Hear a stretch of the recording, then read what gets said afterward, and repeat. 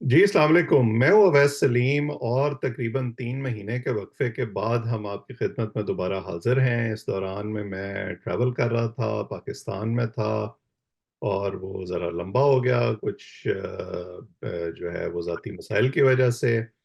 वहाँ पर मेरी जो ये मेरे दोनों पैनलिस्ट हैं, मेरे दोस्त, इनसे मुलाकातें भी रहीं, बहुत सारी चीज़ें हमने इकट्ठे देखी, डिस्कस की। लंबे होने की वजह से दौरे का फायदा ये हुआ कि इलेक्शन भी उसी दौरान में वहाँ आ गए, मैंने उसको भी विटनेस किया, लीड अप टू इलेक्शंस। और अब उसके बाद जो कुछ हो रहा है वो भी आप सबके सामने है। कुछ चीज़ें ऐसी हैं जो मंजर पर आईं, कुछ ऐसी हैं जो शायद आपके सामने उस तरह से नहीं हैं, हम रखने की कोशिश करेंगे। गुजारिश ये है कि अगर आपने अभी तक इस चैनल को सब्सक्राइब नहीं किया तो कर लें, क्योंकि हम ये सिलसिला दोबारा से रिज्यूम करने जा रहे हैं। अपने कमेंट्स से हमें आगाह भी किया करें ताकि हमें पता चले कि आपको क्या पसंद आ रहा है क्या नहीं। तो आज हम गुफ्तगू का सिलसिला शुरू करते हैं और हम कोशिश करेंगे कि इस 3 महीने का एक ओवरव्यू आपके सामने रख सकें। तो गिलानी साहब और जावेद साहब, आप दोनों का बहुत शुक्रिया। अ, मुझे तो बड़ी खुशी हो रही है आप दोनों को दोबारा अपने साथ स्क्रीन पर देखकर। मुझे उम्मीद है कि हमारे देखने वालों को भी उतनी खुशी हुई होगी, उन्होंने हमें मिस किया होगा। लेकिन मैं गुफ्तगू का सिलसिला शुरू करता हूँ वहां से जो हमने आखिरी जो वीडियो की थी 5 दिसंबर 2023 को, और उससे पहले हम जो गुफ्तगू करते आ रहे थे ये तकरीबन इलेक्शन से कोई 2 महीने पहले तक का वक्त था। मुसलसल हमारा एक बात पे इख्तलाफ था। मैं ये आपसे ये कह रहा था कि मेरी मालूमात के मुताबिक नवाज शरीफ साहब जो हैं वो वजीर आजम नहीं बनेंगे और छोटे छोटे ग्रुप्स बनाए जाएंगे और उन ग्रुप्स के अंदर से जो है वो फिर एक वजीर आजम बनेगा। और जो है वो कहीं और से जो एक नॉड होती है, नॉड ऑफ अप्रूवल, वो शहबाज शरीफ साहब के लिए है, या कोई डार्क हॉर्स आ सकता है, नवाज शरीफ साहब नहीं होंगे। आप दोनों का इस पे इख्तलाफ था मुझसे। तो एक तो मेरा ख्याल है कि आज आप ऑन एयर जो है ना वो एक्नॉलेज कर लें कि कभी कभी हमारे पास भी खबर होती है मुल्क से बाहर बैठे हुए। ये खबर तो थी ही मुल्क से बाहर की भाई। क्योंकि हमारे यहाँ तो इसको अमेरिकी साजिश समझा जाता है ना। ये ये अब नून लीग बाहर वाली बाहर अमेरिकी से जो साजिश खबर है, अमेरिकी जो साजिश का यहाँ सीजन से 2 शुरू हो गया। तो ये था। अच्छा, बिल्कुल सही सही कह रहे हैं अवैध साहब। मैंने तो अपनी गुफ्तगू का आगाज भी इसी से करना था कि जनाब की जितनी भी प्रेडिक्शन थी इससे रिलेटेड, एक तो आप शर्त जीत गए जो हम्म। हमारी लगी हुई थी कि छोटे छोटे से ग्रुप्स बनेंगे। वो बिल्कुल आप बिल्कुल डॉटेड जिस तरह से कहते हैं कि वैसे ही हुआ। हम असेंबली को देखते हैं और आपकी बातें याद आ रही होती हैं कि वैसे ही छोटे छोटे से ग्रुप्स हैं, किसी को समझ नहीं आ रही वो जो क्या कहते हैं कि हाथ किसके साथ हुआ है ये समझ नहीं आ रहा। हम्म। दूसरा, आ, आपका कहना ये था कि नवाज शरीफ साहब आ तो जरूर जाएंगे और लेकिन उस तरह से वजीर आजम नहीं बन सकेंगे। यहाँ हमारा इख्तलाफ जरूर रहा। कहीं कहीं ऐसी हमें भी इतलात मिलती रहेंगी कि शायद शहबाज शरीफ साहब दोबारा आ जाएं। कहीं ऐसा लगता था कि शायद बिलावल के को तो नहीं बनाया जा रहा। हम्म।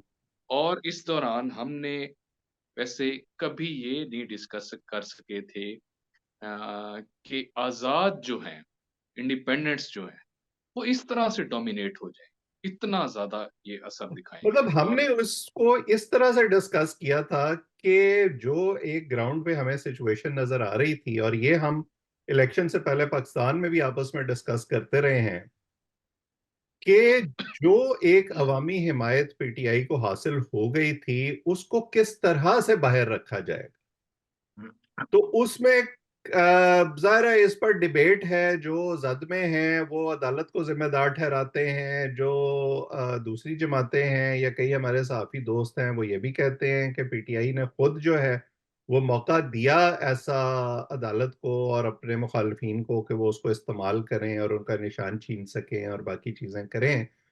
लेकिन मेरा जो, और ये मैं गिलानी साहब के सामने रखता हूं सवाल, मुझे ये लगता था कि जो हमने एक प्री पोल रिगिंग कह लें उसको या प्रेशर टैक्टिक्स कह लें जो देखे थे, मुझे नहीं समझ आती थी कि इलेक्शन डे पर ये कैसे मैनेज करेंगे। तो इन्होंने इलेक्शन डे तो शायद गिलानी साहब मैनेज नहीं किया, इलेक्शन नाइट मैनेज कर ली।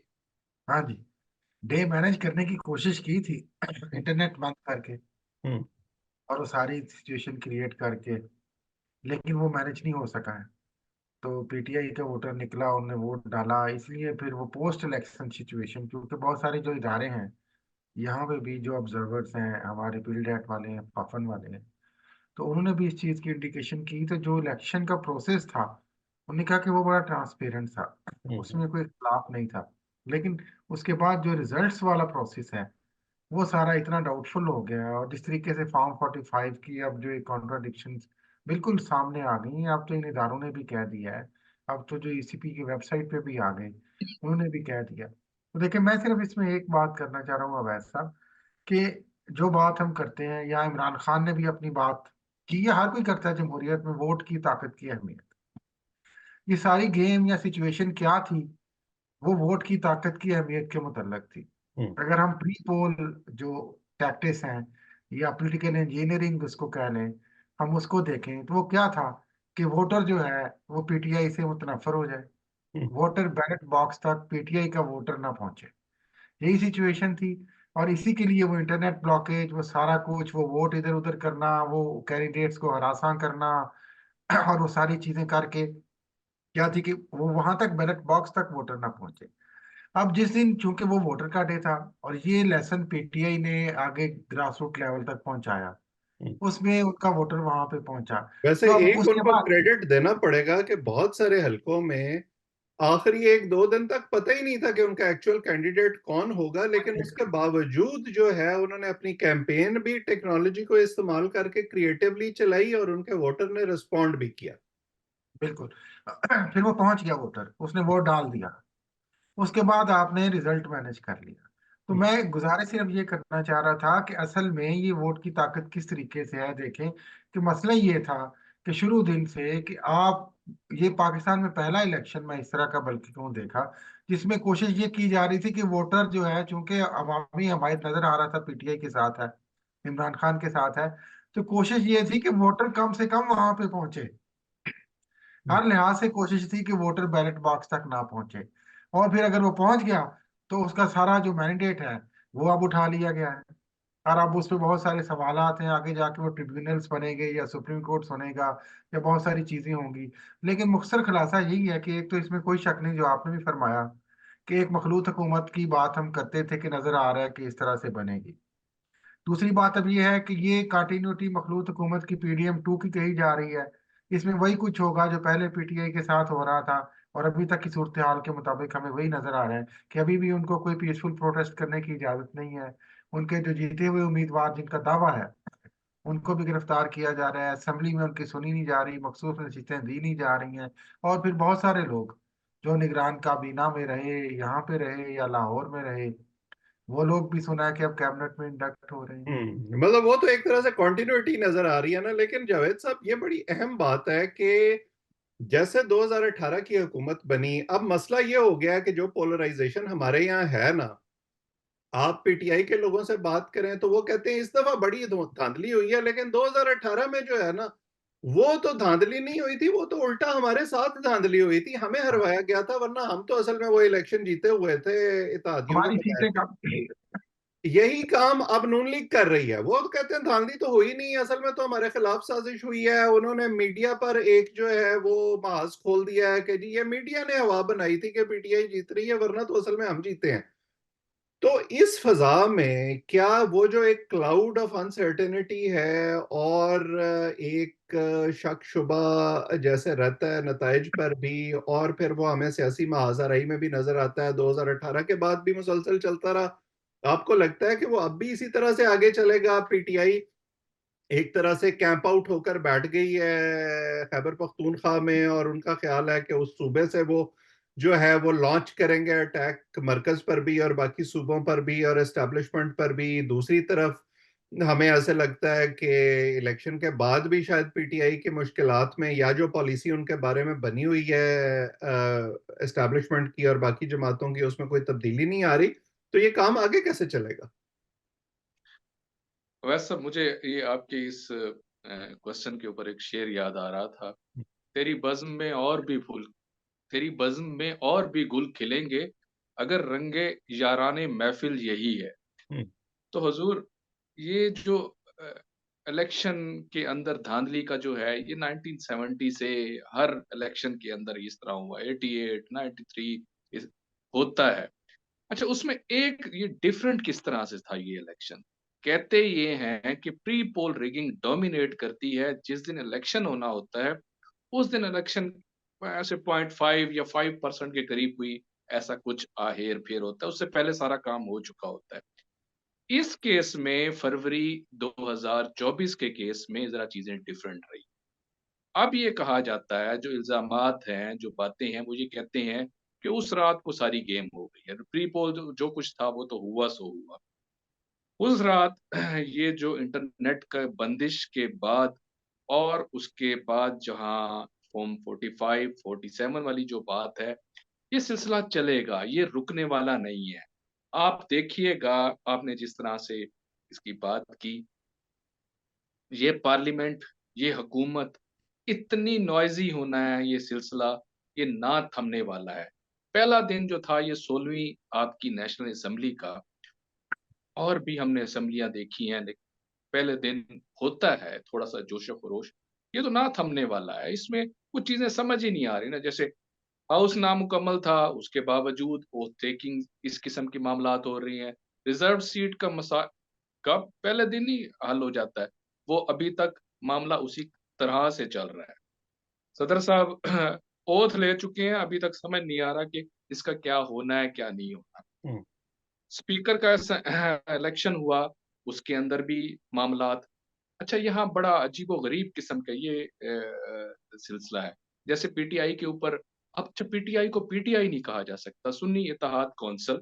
ये अजीब-सा काम बन गया है कि उनको लिखें क्या, बोलें क्या, वैसे उनकी अपनी ऐसी कहाँ शनाख्त है। ऐसी अजीबोगरीब पॉलिसियां बनाते हैं ना कि टीवी पर इमरान खान की सजाओं का और मुकदमात का जिक्र हो रहा है, लेकिन उनका नाम नहीं ले सकते। हर एक को पता है कि टिकट उन्होंने बांटे हैं और ये उनके हिमायत याफ्ता उम्मीदवार हैं, लेकिन आप उनको इंडिपेंडेंट कहेंगे, आप उनको पीटीआई का जो है वो कैंडिडेट नहीं कह सकते। ये बड़ा अजीबो-गरीब किस्म का ये सिलसिला है। हर किसी को पता है जी आज़ाद कौन थे, सुन्नी इत्तेहाद कौंसिल वाले कौन हैं, और अच्छा, आगे क्या मसला होना है। अच्छा, थोड़े से पीटीआई के ये जो आज़ाद लोग हैं या सुन्नी इत्तेहाद कौंसिल के कह लें, ये लोग हैं, ये कुछ मामलात में वाक़ई इनको पार्लिमान ज़रा सीखना पड़ेगा। पहले इन्होंने जो गलती की थी, जिसको हमने काफ़ी दफ़ा डिस्कस किया, ये जो पार्लिमान छोड़ के बाहर चले गए, फिर उनको वापस आने का मिन्नतें करते रह गए या जो कुछ कोशिश करते रह गए, नाकाम रहे थे। अब पार्लिमान में आ चुके हैं और उन्हें समझ आ गया कि सारी गेम होती पार्लिमान से है। चौथा दिन 4 दिन गुज़ार चुके हैं पार्लिमान के अंदर, अभी तक इनको ज़हन में नहीं आया कि हमने अपना अपोज़िशन लीडर तो उसके लिए फ़ॉर्मली दरख़्वास्त देनी है, पूछना है। एक दिन खड़े हुए कहते हैं, जी, आप अपोज़िशन लीडर को टाइम नहीं दे रहे, उमर अयूब साहब को। वो कहते हैं, हज़ूर, स्पीकर रियाज़ सादिक कहते हैं, पहले आप उसकी कोई दरख़्वास्त तो दें, आप बताएँ तो सही, आपने खुद ही नॉमिनेट कर लिया, ये सिलसिला नहीं चलने वाला।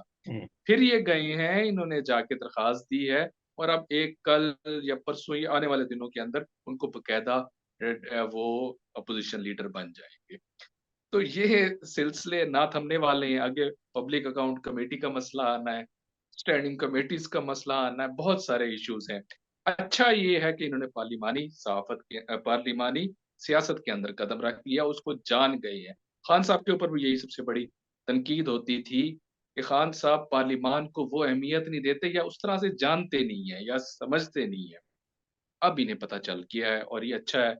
लेकिन ये अवैध साहब, ये सिलसिला जो है ना, मुझे नहीं लगता वो क्या कहते हैं कि ये कंपनी चलने वाली है, ये इतना सुकून से कोई काम कर चलाने सकेंगे। वालों ने चलानी है ना गिलानी साहब, वो जो चलाने वाले हैं वो मुस्से रहे हैं कि हमने चला के छोड़नी है, चाहे ये बगैर पहियों के घिसटती रहे। वो चल चल के चाले ना जाएगा क्या? तो दो गुजारिशें करूँ कि एक तो कह रहे थे ना अपोजिशन लीडर, अब जो सूरत हाल पाकिस्तान तहरीक इंसाफ के साथ है, उसमें तो उनका हर मेंबर ही अपोजिशन लीडर है भाई। वो जितनी मर्जी खप डालेगा, और आपने देखा कि डाली है।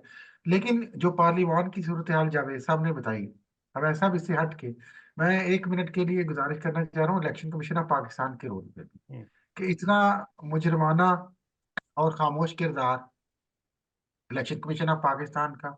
8 फरवरी के इलेक्शन के दिन से आज तक कोई प्रेस कॉन्फ्रेंस नहीं की गई, किसी सवाल का जवाब नहीं दिया गया।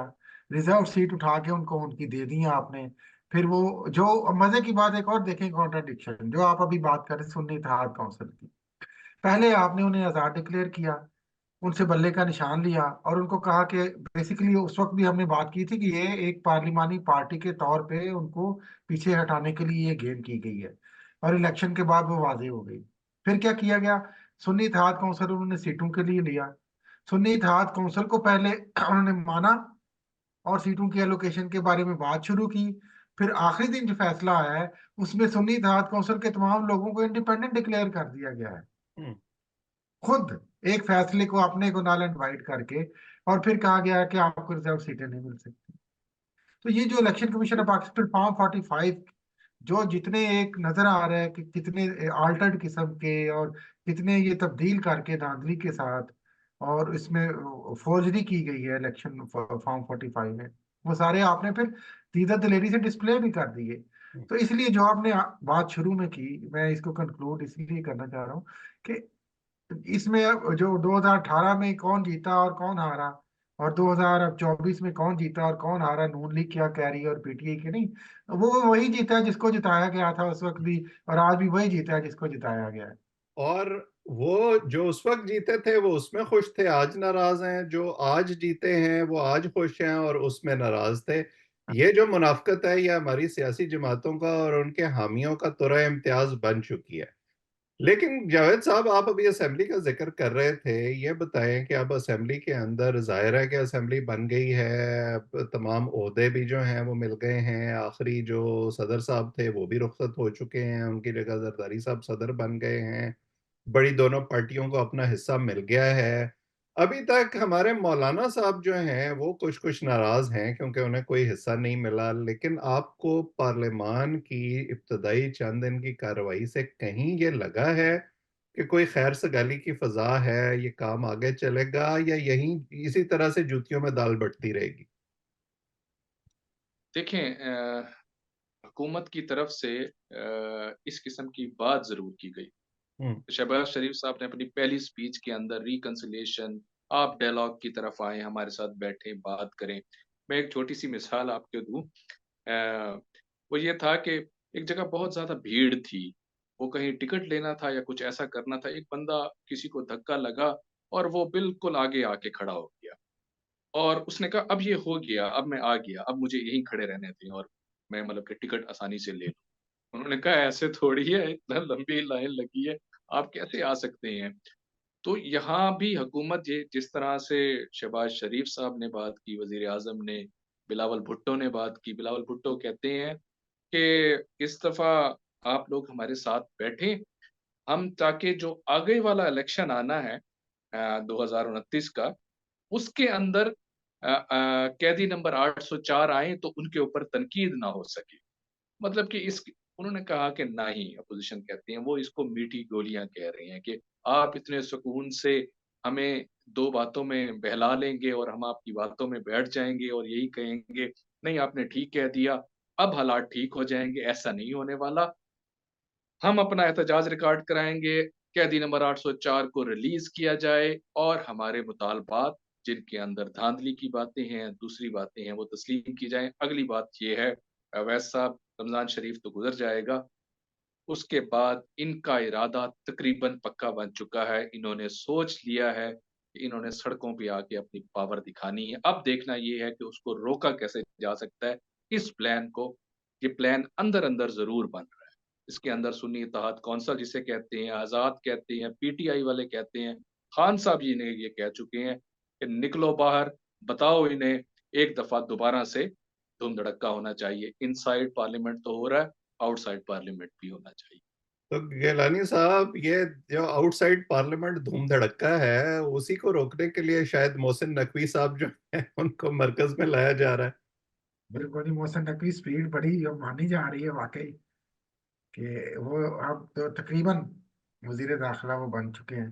हम्म। तो इसीलिए शायद जो पंजाब में उन्होंने डिलीवर किया, परफॉर्म किया, तो उसकी बेसिस पे उनको यहाँ पे लाया जा रहा है। तो लेकिन इसमें देखें पैगाम एक और क्या पैगाम है देखें कि वजारत खजाना भी उनकी अपनी मर्जी की है और SIFC का उसमें रोल होगा। वजारत खारजा पहले ही वो चलाते हैं, अब वो इंटीरियर मिनिस्ट्री में भी उनका बंदा आ जाएगा। तो ये सारा निज़ाम जो है ये सिर्फ एक नाम निहाद दिखाने की एक जमहूरियत होगी, सिस्टम तो वहीं से चलेगा सारा। हम्म। इसीलिए तो ये बहुत बड़ा एक क्वेश्चन है मेरी पाकिस्तान की दूसरी जमहूरियत खबर के जो थी, हवाले मैं उसका भी तस्करा करता चलूं यहाँ पे, वो यही थी कि जो जिम्मेदारान हैं वो नहीं चाहते थे कि इलेक्शन हो, से। मजबूरी हाँ में जी। उन्हें इलेक्शन कराना पड़ा। इसीलिए अब आपको वो चेहरे नजर आ रहे हैं जो उन्हीं हाँ। पॉलिसियों का तसलसल हो। और उन्हें ये नहीं अंदाजा था कि इस तवक्कुआत थी कि इस हद तक वोट पड़ जाएगा। बिल्कुल। तो अब वो मैनेज करके सिचुएशन तो ऊपर अपने बंदे साथ रख के, और शहबाज शरीफ जैसा बंदा उनको मिल गया माशाल्लाह। और आप ये देखिए ना उनकी कारीगरी, इस पे मैं खराज तहसीन पेश करता हूँ बाय द वे उन तमाम अनासर को, कि वो बहुत बड़े अरसे से बात चलती रही नून से शीन नहीं निकलेगी, नून से शीन नहीं, उन्होंने कैसे तरीके से नून से शीन निकाली है आप देखें, हम्म। और उसको ला के वहां पे खड़ा कर दिया। तो ये जो और जो पाकिस्तान की मौलाना साहब का आप कह रहे थे, मौलाना साहब को तवक्कात बहुत ज्यादा थी। वो कहते हैं कि इतनी ज्यादा वो सीटें तो नहीं निकाल सके मुतवक्के जितनी उनकी थी। उनको सदर बनने की ख्वाहिश रही आखिर तक। ये कहते रह गए कि मुझे किसी तरीके से वहां ले जाया जाए। तो पीपल्स पार्टी ने कहा कि पहले हम कैबिनेट में तो आ नहीं रहे, हमने अपने आप को डिस्टेंस किया हुआ है, अभी तक किया हुआ है। वैसे इतलात ये हैं कि वो आएंगे जरूर, ज्यादा देर नहीं रुक सकते। नहीं मौलाना कभी। साहब की ख्वाहिशें थी कि हमें जरूर मुझे सदर बनाया जाए। कहा कि नहीं हज़रत, इस तरह नहीं हो सकता। इसके ऊपर मौलाना साहब नाराज हो गए और कुछ दिल के फपोले भी उन्होंने फोड़े कि ये वैसे क्योंकि मैं वजारत खला हैरान में हूं कि ये ये दोनों जमातें हैं। ये मुस्लिम लीग नून ने इलेक्शन से पहले इश्तहार छपवाया नवाज शरीफ वजीर आजम का, और शहबाज शरीफ साहब वजीर आजम बन गए। जो पीपल्स पार्टी है वो मुसलसल शो करती रही कि जी हमने तो बिलावल को वजीर आजम बनवाना है, और फिर एन मौके पे उनको पीछे करके जरदारी साहब खुद सदर बन गए। तो ये मेरा ख्याल है कि ये सियासत के दाव पेच जो है ना, ये शायद अभी PTI उस तरह से सीख नहीं पाई है। हाँ जी, सूरत हाल के मुताबिक देखें फैसले होते हैं ना। हम्म। सबसे बड़ी देखें इसमें तवक्को खिलाफ तवक्को बात ही रिजल्ट से है। उन सारों ने सारा ये प्लान B और C और D बनाना शुरू किया, और उसको अब इफेक्टिवली वो इम्प्लीमेंट करना चाह रहे हैं। जो बात आपने की और PTI प्रोटेस्ट की बात की, ये सारा फिर अब जो नया निज़ाम आ रहा है वजारत दाखिला का, वो इसीलिए है कि हमने कैसे इन सबको उसी तरीके से जिस तरह 1.5 साल से हमने किया है वो इफेक्टिवली कंट्रोल करेंगे। लेकिन ये सिलसिला देखें बहुत लंबे अरसे तक नजर नहीं आ रहा कि चलेगा। कि हम्म। एक तो आपने इलेक्शन में जितने जिस तरीके से रिजल्ट के बाद जो कुछ हुआ है, और उसके बाद अगर आप पूरी जमहूरी हुकूमत के होते हुए ये सब कुछ होगा, तो ये मेरा ख्याल है कि मुकामी सतह पे भी, ये अवामी बड़ा अहम सतह पे सवाल है, और मैं भी। चाहता हूं कि आप दोनों इसका थोड़ा थोड़ा जवाब दें कि ये जो अब सेटअप बना है जिसको PDM2 कहा जा रहा है, ये कितना अरसा चल जाएगा। गिलानी साहब पहले आप, और वैसा फिर जावेद जी। जावेद साहब पहले आप कर लें। मैं ये समझता हूँ कि जिस तरह मैंने पहले भी थोड़ा सा कहा कि मुझे ये कंपनी इतना अरसा चलती हुई नजर नहीं आ रही इस सूरत हाल में जिस तरह ये अभी स्पेसिफाई बनी करें है। ना, पहले मैं शुरू कर देता हूं ना। मेरा तो ख्याल है कि 1.5 साल, क्योंकि 1.5 साल के बाद फिर जो एक अहम तयनाती का मौका आना है, वहां जाके कोई काम फंस जाता है हमारे यहाँ हमेशा। बिल्कुल एग्जैक्ट, मेरा भी 1.5 से 1.25 इतना ही है, इससे ज्यादा बढ़ के मुझे नहीं नजर आ हम्म। देखिए जी। नजर तो यही आ रहा है, नजर तो यही आ रहा है। लेकिन मैं आपको ये भी बात बताऊं जो उधर से बात चली है, वहां पे पूरा मतमा नजर और पूरा फोकस यही है कि जैसे तैसे भी हो मैनेज करके हमने 5 साल पूरे करने हैं। जो हम्म। बात आपने की आगे टेन्योर की, उसमें भी चूंकि शहबाज शरीफ अब आ गए हैं, तो इसमें कोई बेइज्जत वो नहीं है इम्कान कि वो उनको एक्सटेंशन भी दे देंगे। तो एक्सटेंशन के बाद वो 3 साल आगे आ जाएंगे तो 5 साल पूरे हो जाएंगे। तो उनकी तरफ से पूरी कोशिश होगी कि 5 साल पूरे किए जाएं। अब उसमें किस तरीके से इधर से पॉलिटिकल रिएक्शन आता है, अपोजिशन किस तरह रोल प्ले करती है, आलमी ताकतें किस तरीके से रोल प्ले करती हैं, वो सारी सिचुएशन देखने से पता चलेगा। लेकिन उधर से पूरी कोशिश है कि ये सेटअप 5 साल चलेगा, बल्कि ये बाकायदा कहा जा रहा है। चलेगा या चलवाया जाएगा? और नहीं, देखें, चलवाना तो अगर अगर इस सेटअप को 5 साल चलना है, तो फिर उसका मतलब ये है कि हमें बड़े घर में भी कॉन्टिन्यूटी नजर आएगी, वहां भी कोई तब्दीली हाँ नहीं है। जी, बिल्कुल। मैं तो इसलिए कह के वो उनको बड़ी आसानी से एक्सटेंशन दे देंगे। हम्म। अच्छा, इस सारी एपिसोड में अवैस साहब, एक चीज जो ये सोची जा रही थी कि पीटीआई शायद मादूम हो जाएगी, नजर नहीं आएगी, खत्म हो तितर जाएगा ये बितर हो सिलसिला, जाएगी। अब हाँ दब जाएगा ये। मैं ये समझता हूँ कि ये इस फरवरी 8 के बाद वो ज्यादा उभरे हैं और मजीद हर आने वाले दिन में एक कॉन्फिडेंट हुए उनमें हैं वो, उन्होंने ज्यादा कॉन्फिडेंस। बीट किया है उन मंसूबों को बड़ी हद तक जो उनको सिस्टम से बाहर रखना चाहते थे। बिल्कुल सही बिल्कुल, कह वो वोट की ताकत थी ना जी जिसने उनको एतमाद दिया है।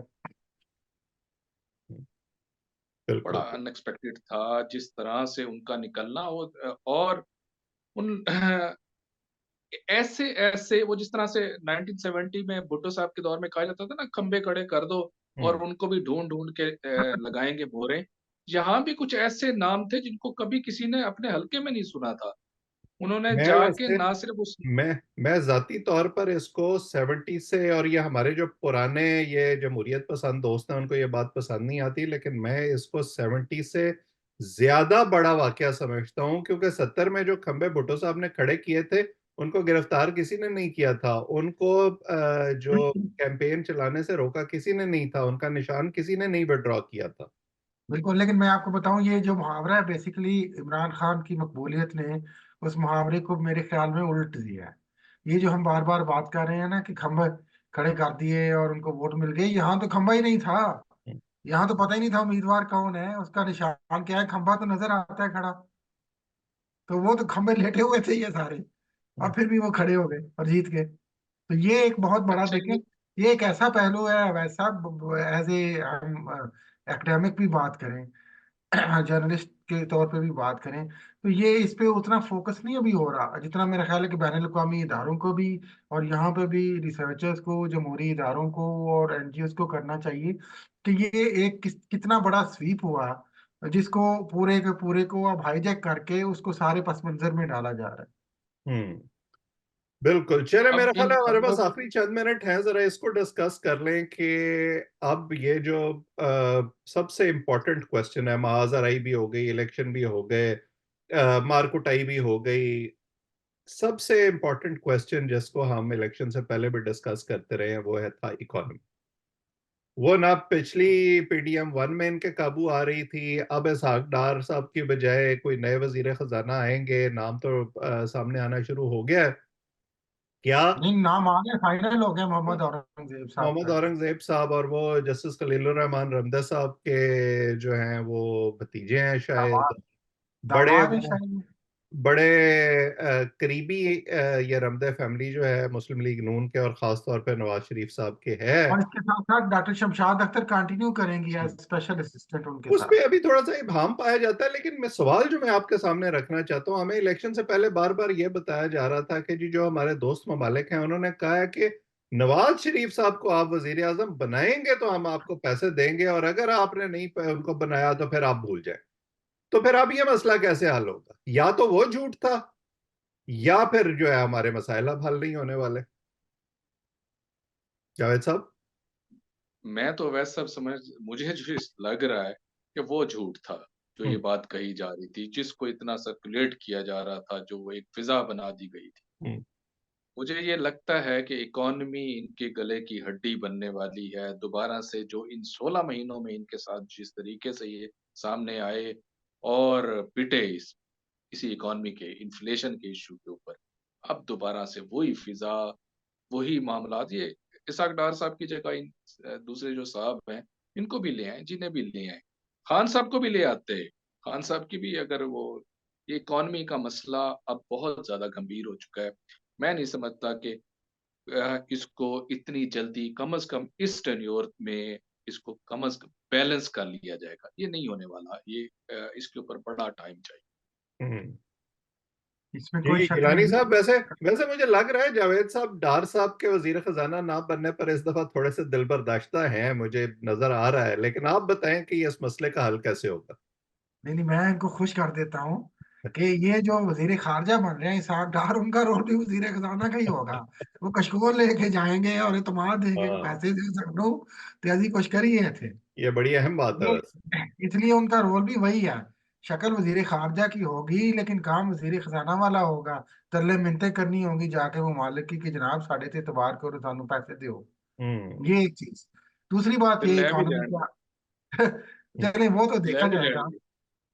दूसरा बात ये है कि जो बात हम कर रहे हैं इकोनॉमी की, इसमें कोई शक नहीं कि सख्त तरीन मुआशी दिन इंडिकेशन यही आने वाले हैं। क्योंकि अगर आप फिल 4 IMF के प्रोग्राम पे जाने का इरादा भी कर चुके हुए हैं, ऐलान भी कर चुके हुए हैं, और वहां से टफ कंडीशंस भी आएंगी, और फिर जो पॉलिटिकल सिचुएशन उन्हें मुल्क में नजर आ रही है आलमी इदारों को, उसमें आपकी कंडीशंस बड़ी टफ हो सकती हैं। लेकिन मैं आपको बताऊं ये भी एक वजह, बेसिकली ये इकोनॉमी पे फोकस की वजह भी एक सियासी है। क्योंकि बार बार हम अपने प्रोग्राम में भी अब ऐसा कहते रहे कि पॉलिटिक्स और इकोनॉमी जुड़े हुए हैं। अगर आपकी पॉलिटिकल स्टेबिलिटी होगी तो इकोनॉमिक स्टेबिलिटी होगी। बिल्कुल। यहाँ पे एक सोच ये चल रही है कि असल में अगर हम इकोनॉमिक स्टेबिलिटी ले आए तो हम शायद पीटीआई को पीछे कर दें। मतलब ये क्या था, इन 16 महीनों में भी यही मतलब था, आगे भी यही मतलब है कि किसी तरीके से हम थोड़ा बहुत इकोनॉमी को बेहतर करके परफॉर्म कर लें, और जो फ्लोटिंग वोट है जो पीटीआई की तरफ गया हुआ है उसको थोड़ी सी महंगाई कम करके, इन्फ्लेशन कम करके अपनी तरफ माइल कर लें। लेकिन ये मौजूदा सूरत हाल में तो होता हुआ नजर नहीं आ रहा। आप देखें कि जो हमारे यूटिलिटी बिल्स हैं, वो जो कमोडिटीज हैं उनकी प्राइसेस आप देखें, बिजली गैस की सैकड़ों परसेंट इजाफा हो चुका है बिल।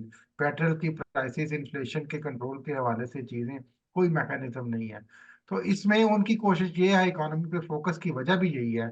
SIFC भी इसीलिए बना था कि उन्हें नजर आ रहा था कि ये इकोनॉमिक स्टेबिलिटी की वजह से हम पीटीआई को हमें अहमियत देनी पड़ेगी। क्योंकि लोग कहेंगे कि जनाब इकोनॉमिक स्टेबिलिटी नहीं है, इनसे बात करें आप। तो कोशिश ये थी कि हम इकोनॉमिक स्टेबिलिटी लाएं किसी तरीके से, ताकि पीटीआई को और पीछे कर सके। हम्म। अब ये किस हद तक इसमें कामयाब होते हैं, ये तो आने वाले 1-2 साल बताएंगे, लेकिन अभी तक नजर नहीं आ रहा। यानी ये करने की पहली कोशिश 16 महीने में कामयाब नहीं हुई थी, और उस वक्त जवाब ये था कि जी हमारे पास 5 साल नहीं है, आप 5 साल का मैंडेट मिला है, वो चलता है कि नहीं 5 साल वो एक और बात है। लेकिन मुश्किलात इतनी आसानी से कम होती नजर नहीं आती हैं, और आपने बिल्कुल सही कहा। हम बार बार ये कहते रहते हैं कि जब तक मुल्क के अंदर हालात ठीक नहीं होंगे तो ना आपकी इकोनॉमी ठीक होगी, ना आपको बाहर से पैसे मिलेंगे, ना आप रिफॉर्म्स करने पर तैयार होते हैं, तो ये जो बेल आउट पैकेजेस हैं ये कब तक हमें जो है वो सरवाइव इस तरह से करवा सकेंगे। ना ही दुनिया हमें संजीदा लेगी, हमारे खारजा ताल्लुकात बेहतर होंगे। बहरहाल आज की गुफ्तगू यहीं ख़त्म करते हैं। जो लोग हमें देख रहे हैं वो इस चैनल को सब्सक्राइब करें ताकि हमारी बातचीत आइंदा भी आप तक पहुंचे। कमेंट सेक्शन में हमें अपनी राय से भी ज़रूर आगाह किया करें। आज इतना ही। गिलानी साहब आपका, जावेद साहब आपका, और हमारे सब देखने वालों का बहुत बहुत शुक्रिया।